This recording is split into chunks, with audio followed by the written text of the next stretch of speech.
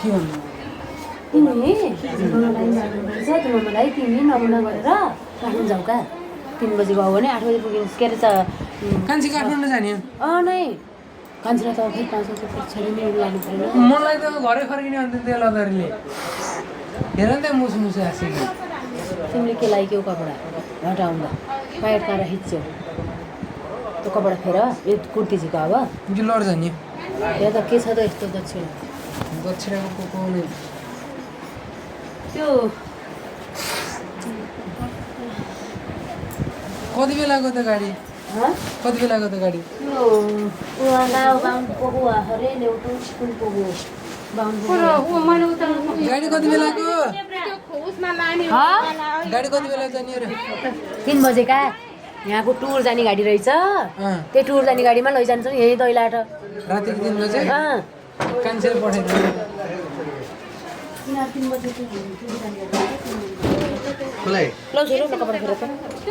यहाँ कस्तो कुरो छ भने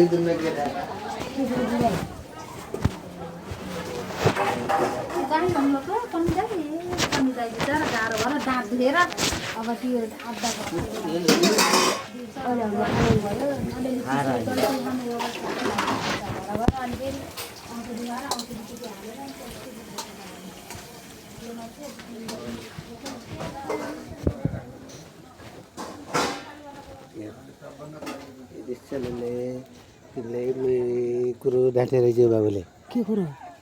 बाबुको नाम निस्के रहेछ रिजाइन हानेर यता बाबुलुङको के खोला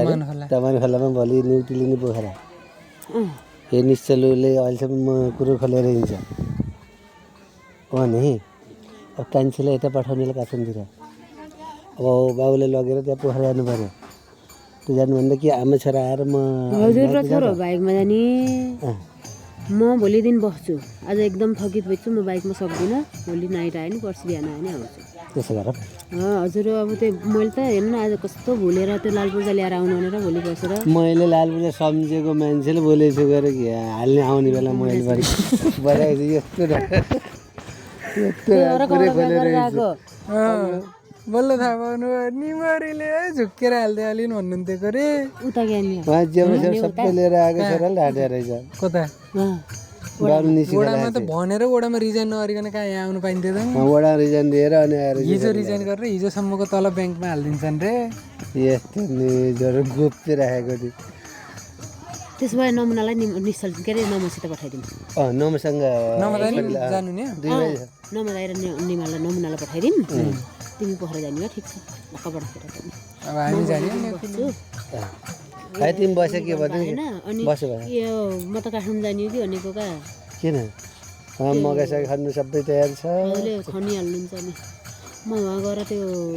गरेर केराटीलाई चामल पुर्याउनु छ यहाँ 2 क्विन्टल धान कुटेर छोडिन्छन् यो चामल भुङ सिलाउँछ ल र हुँ राख्दैछु 1 क्विन्टल कुटेर मैले घर लान्छु म अहिले बोलाएको तिमी टाढा छाड्दै फेरि तमान होला के भइछ त नि भाइ त्यहीबाट गएर आएको मेरो भने त सामान्य फेरि कस्तो समय बोला आएको छ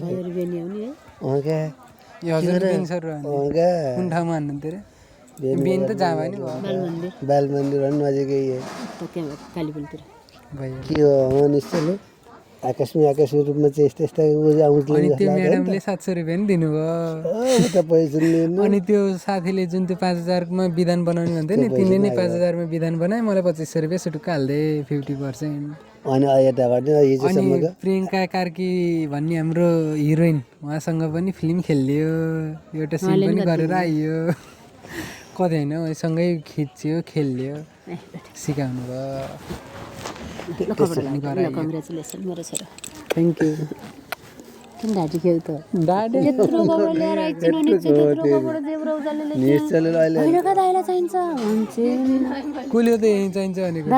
दाइलाई चाहिन्छ का त्यो कपडा भन्छन् निमाले पुरै खोल्दिनन् निमाले भनेको